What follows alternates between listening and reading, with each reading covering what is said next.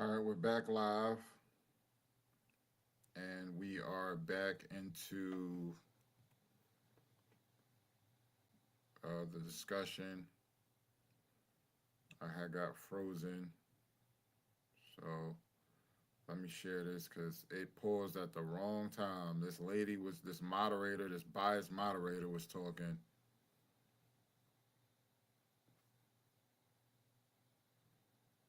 And like, since when does a moderator does what she was doing? Like, she's choosing a side in the discussion.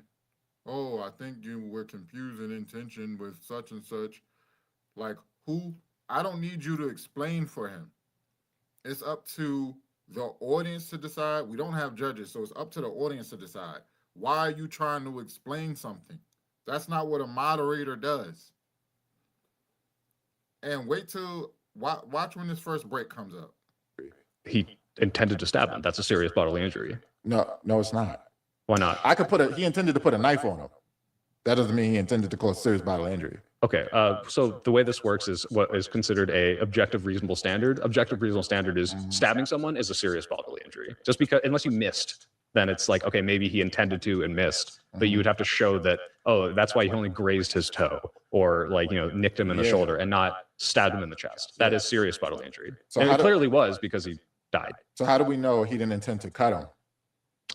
But we don't. Oh, But we're- that's why you have to Exactly. prove that he didn't. We are starting to loop, gentlemen. And out of respect for everybody's time, let's. Whenever a good point is made, we're starting to loop. He used a knife. Someone was, and if you watch the video, this Austin Metcalf kid was standing over him, pushed down on him, grabbed him, pushed down on him, and he pulled the knife and used it. So just because you used a knife doesn't mean you intended to cause serious bodily injury. That's what doesn't make sense. Like I said, if someone uses a gun and shoots someone in the foot, that doesn't mean they intended to cause serious bodily injury because they used a gun. A knife is a knife. It's not a machete. It's not like he didn't use a blowtorch. He didn't stab him in the head, the neck. Like, the kid was standing over him, grabbed him and was pushing down. So all that was available was his stomach.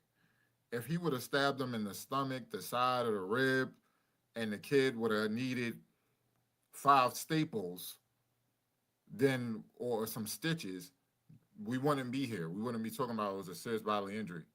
He just so happened to get the heart, and so the kid died. But you're not proving, and the size difference. You got a kid that's 6'1", 210 versus somebody who's 5'8", 140 pounds. That was what's said in the court documents, and the court documents are online. So he's 70 pounds bigger.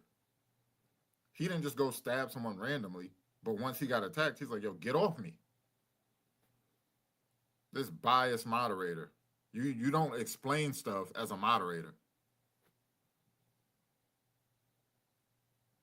And Go ahead and give some closers. So if you want to give a quick closer, and then I'll give it back to Dr. Yeah, James. I appreciate the conversation. I think you're a little confused on that second statute, but regardless, I think we agree he should not have been sentenced to 35 years. I think if you look at all the circumstances, this was a scared kid who, got a little out of hand. If he was more mature, maybe he wouldn't have escalated, but he does not deserve to have his whole life ruined for 35 years. So you probably go, I think 2 to 5, and like maybe with some plea deal. And I think it's important for both of us to acknowledge, like, this is a bad thing that he did.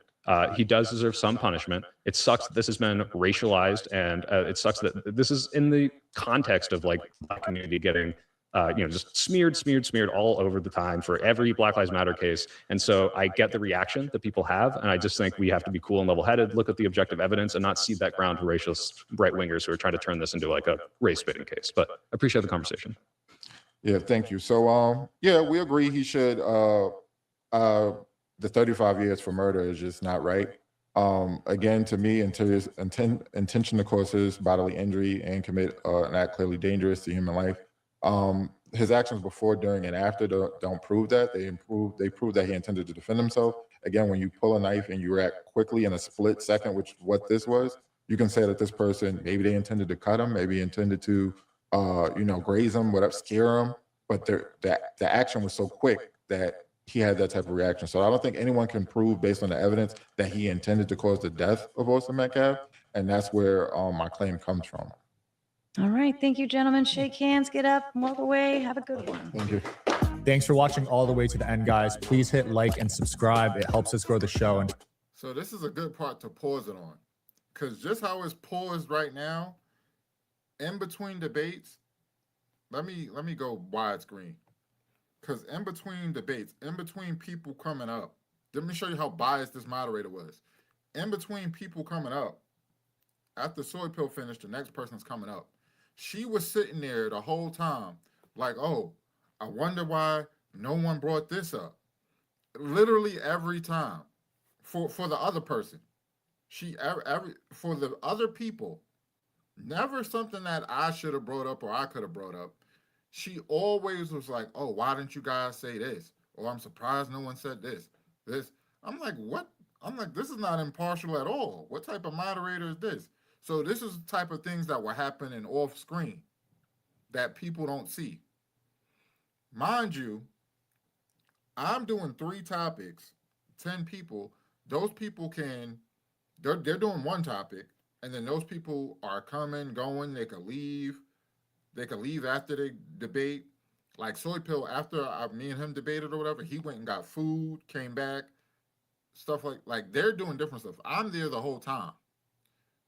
So these are the type of things that she's doing. And this stuff, we were in there for like 5 hours. So this is crazy. I'm like, I've never seen someone just that clearly biased. Like, she was mad that I'm the author of Black Supremacy.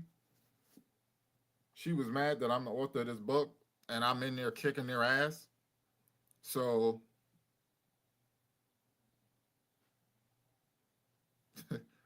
oh, and that's another thing. And before we started debating, let me see, maybe I'm too fair as well.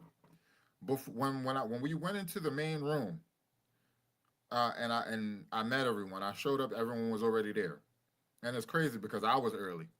We were supposed to start at around 1. I was there like 12:15 and everyone was there. But I told people, like, hey, this is some of my points I'm about to say. Because what are you going to say to the truth? You know what I'm saying? I'm like, I don't care if you know what I'm about to say. I'm about to just tell you the truth. Then they tell them, oh, she's like, oh, if you use ad hominem, I'll let it go as long as you don't get too crazy, but it, can make good clips, you go viral. I didn't use ad hominem on no one. They use ad hominem, and I'm like, okay, these people are not serious. They're just trying to go viral, but they're going to go viral in the wrong way. And that's what you see happening now.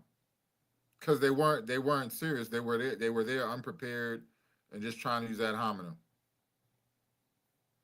helps us get bigger guests. Thank you so much. Dr. James, I think the conversation that you and Soy had, it highlights a lot of the same things. I sort of like this kid, Ethan. I think he was trying to be honest. And that's why it went bad for him. When I asked him that question about the lady defending herself, he gave his honest answer. That looked bad. I have, but maybe we can get this down through like deduction to, I guess, kind of prove where me and my buddy are coming from on why it seems to be the case he did intentionally do this. So we both agree knives are deadly weapons, right? Yes. Okay. Now, by virtue of being a deadly weapon, right? A deadly weapon causes serious bodily injury and are clearly dangerous to human life, right? They can do that, yes. Right. Now, if I tend to use that, especially in its most common method, so for example, like I could have like a gun and maybe I want to like hit you with it. Maybe it won't kill you, but like there's a difference between if I hit you with it versus if I shoot you with it. The way you use it clearly matters whether or not are you using it in a deadly format. Would you agree with that? Yeah, the way you use it. Now, if I stab somebody, which I believe you said the percent was about like 5% of killing somebody via stabbings. Yes. Isn't 5% when we're risking a human life? Isn't that of great significant damage to a person? No, because 95%, that means 95% chance they're going to live. So, So I wouldn't say that's great significance. No. so if you were to like potentially walk into like a room and there's a 5% chance of you dying, there's not a great significant chance of you dying. What's the reward of me walking in the room? The reward of you walking in the, you just go in. Doesn't No, matter. See, in life we deal with risk versus reward. If there's a chance of me dying going in the room, then there has to be a reason I'm going into it. Now, See, and I just had to counter him trying to make a little point like that, and walking into like, because they try to do these things. Oh well, if you were eating a bag of M&Ms and if you it's a 5% chance, you know, you can die. Would you eat that bag of M&Ms? And that just doesn't make sense because then there would need to be a reward for you eating the M&Ms.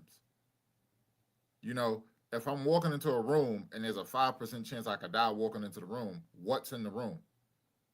And then you ask people, like, yo, if a 5% chance you're going to die, but in that room is $2 billion.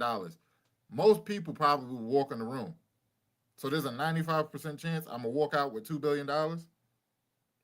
You know what I'm saying? There has to be a reward. You can't just say, oh, there's a risk of death, but there's no reward. Even if it's 1%, there's a risk of 1%, but no reward.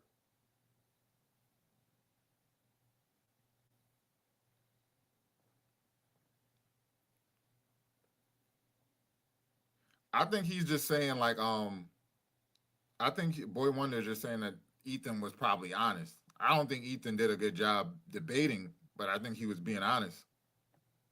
for the hypothetical, it doesn't matter because the only variable that we're isolating for is it a danger to your life to a significant degree? That's the only variable we're isolating for. Yeah, but we don't take unnecessary risk. If there's a 1% chance, if there's a 0.01% chance of me dying doing something and I'm doing it for no reason, I wouldn't do that either because there's still a chance. Yeah, but there's one thing for it to be a chance. For example, there's a chance that when we drive, we may get into a car crash and die, and that'd be tragic. And it happens to people every day. Yeah. However, there's also a difference between when you stab somebody and now you've got a 5% chance of someone dying because of that.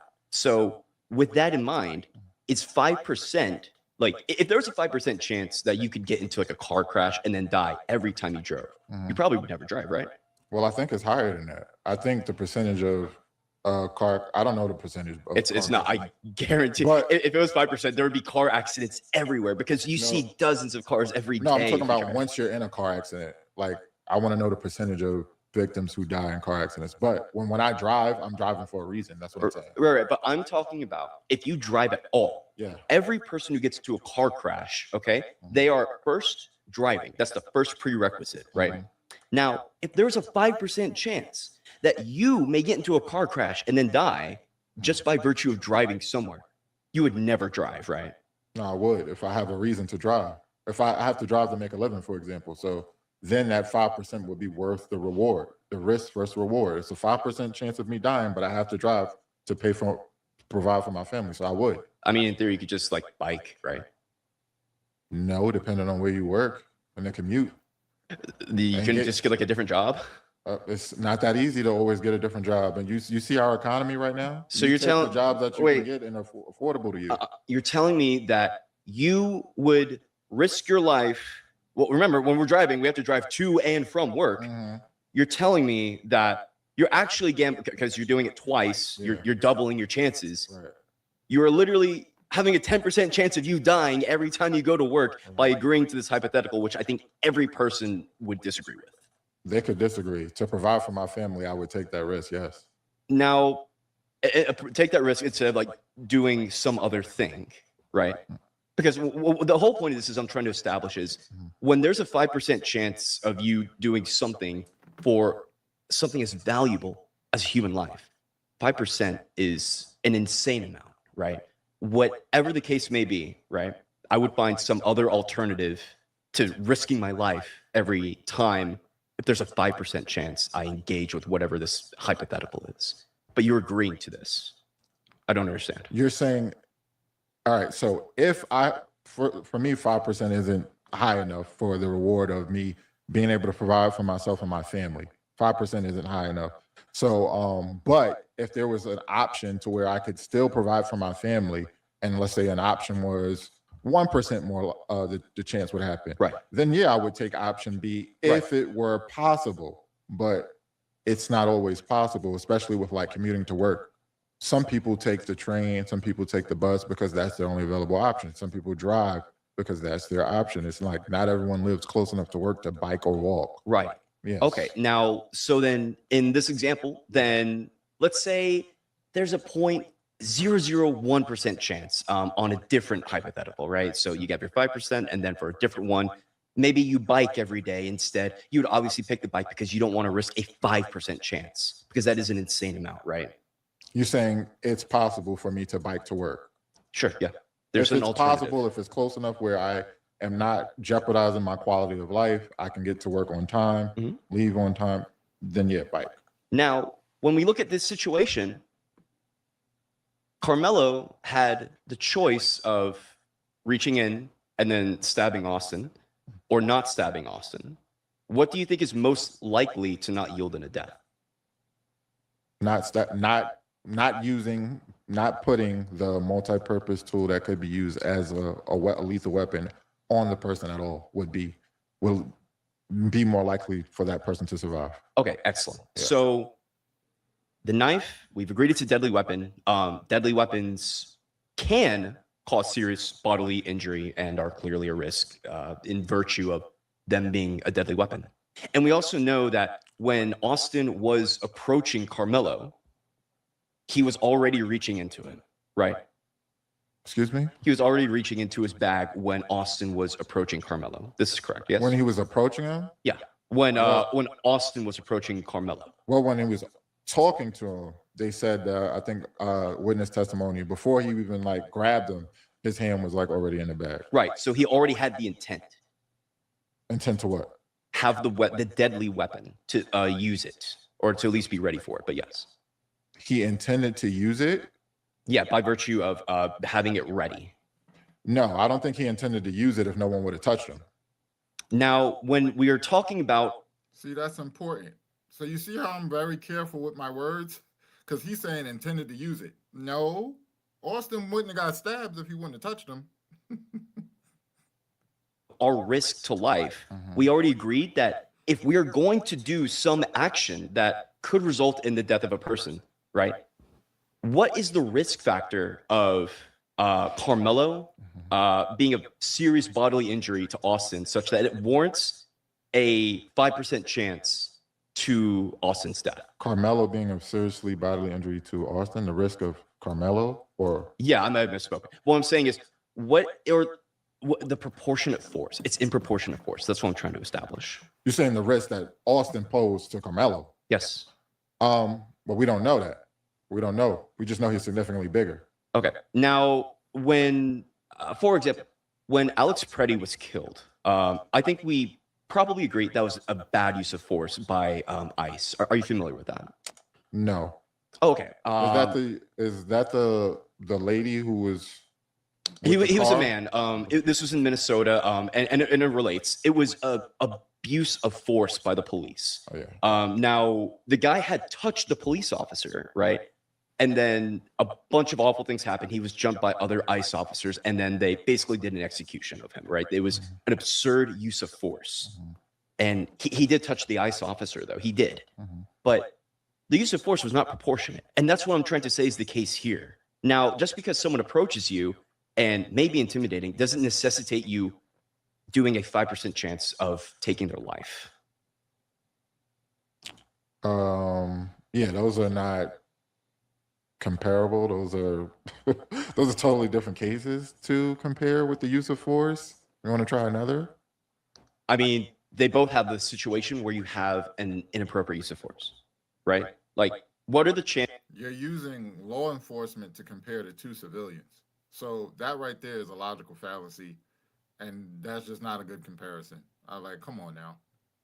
Of Carmelo, his life being at jeopardy or him being at serious bodily injury compared to the stabbing of Austin? What are the chances of Carmelo being seriously bodily injured and the chances of the stabbing? Yeah. What are the chances of Austin? He's asking what the threat was towards Carmelo from Austin. Like, what was that threat risk of Austin coming at Carmelo Mhm. that created the use of force to come back? Well, we don't know that specifically, and I'm not Carmelo to know his perception of the threat. We do know that he's significantly smaller, and we know that he has epilepsy. So that also has to be factored in, because then you have to think about the cognitive, the brain and what could happen if he would have hit his head when he fell, if he would have had a seizure. Who knows how risky it is? Did you know that Carmelo Anthony had epilepsy? I did not. Okay, so does that change your opinion knowing that? It does influence it. It does influence it. Okay, so how does it influence it? Well, it's another thing to factor into the situation. So how should we factor that in now that we know that? Well, one, we have to evaluate and think about it, and I'm not going to sit here and try to evaluate and think about it on the spot in a debate. So that Okay. probably wouldn't be very. Do you know that epilepsy impacts cognitive ability in your thinking? I mean, sure. At least he was honest and smart enough to say, I don't know, and I'm not going to try to think of it in the debate. A lot of them were liars, like Carson, and just making stuff up, and it went bad. Okay, so that furthermore feeds into him not being guilty of murder, because that also impacts his thinking in the situation, not thinking, not factoring in, and quickly reacting, not thinking, I'm going to kill this person. This person may die for me doing this. This is just going to get them off me. Quick, boom. Get them off me, run, move, drop the knife, go about my business. That is impacted by epilepsy. Do you know that? To that degree, I mean, I can take that, but ultimately, he reaches into his bag while Austin is approaching. We know that it's a deadly weapon. Not while Austin is approaching. I think that's the wrong way to frame it, because when on the video, did you watch the video? I haven't seen it. Did you see them walk into the tent? No. So when they walk into, That part is crazy. Not going to lie. Ethan is sitting here debating me about Carmelo Anthony, the Carmelo Anthony case, and he didn't watch the video. I don't know, mind you, these people knew for a month who they were going to debate. They knew what the topics were, and they signed up for it. How are you going to try to argue me that Carmelo Anthony is guilty of murder or not guilty of murder? And the main thing, the main evidence is the videos. They have different camera angles of when they entered the track arena, the main video that shows them entering the tent and the stabbing. How didn't you see that in your debating this? All you have is some court transcripts that said, oh, he was told to leave the tent, and you didn't even see the video? That's crazy. The fact that gets exposed is crazy. Just like the other people, just like Carson, you sitting up arguing Mormons, oh, they were more oppressed than black people, and then you didn't know that it was 50. And just like when the dude Jake, he's arguing me about McGraw-Hill textbooks. Did you read the book? No. Like, how can you guys argue about sources and information that you haven't been exposed to? That's just crazy. That's ridiculous. That right there, debate over. You lose if you haven't even watched the videos. Like, what are you talking about? The videos are the main piece of evidence. Like, especially before the new evidence, the videos are like the main piece of evidence. Because watching the videos, watching the body cameras from the cops, where it shows Carmelo asking, is he gonna be okay? Watching the video, seeing Carmelo Anthony walk back over to the tent with one of the coaches. If he was so guilty and he intended to kill him, why would he walk back over to the tent? Why would he go check on him? That's why that evidence is so key. And you didn't see any of that. You didn't see any of that because you haven't watched them. to the tent, Austin Metcalf and Hunter Metcalf, when they walk into the tent, Now, if he would have lied, it would have been worse. Because then I would have said, okay, well, what did you see on the video?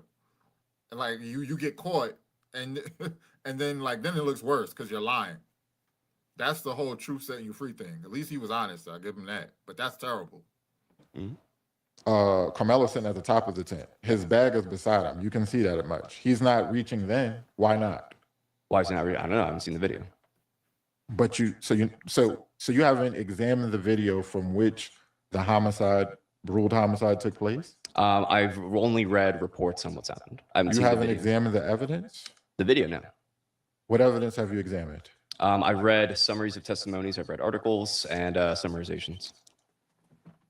Well, I think This is where what he entered. Ethan- That's where the stabbing took place. Yeah, We want to Ethan's, look through more of this evidence. your claims are coming from you're doing the use of force concept anyways. I don't even know if that would have to be tied in with watching the video per se. Yeah. Based on what we're, Here she go.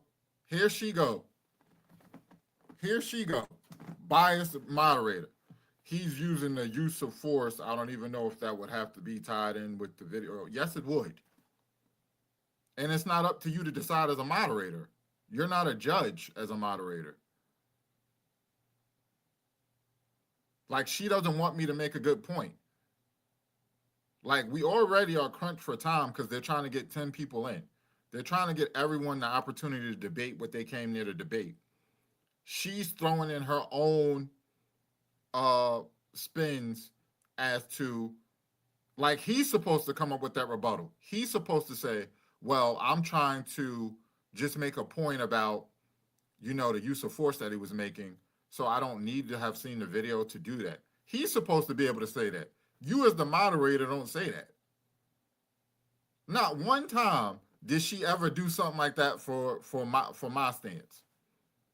Not one time in a 4-hour video.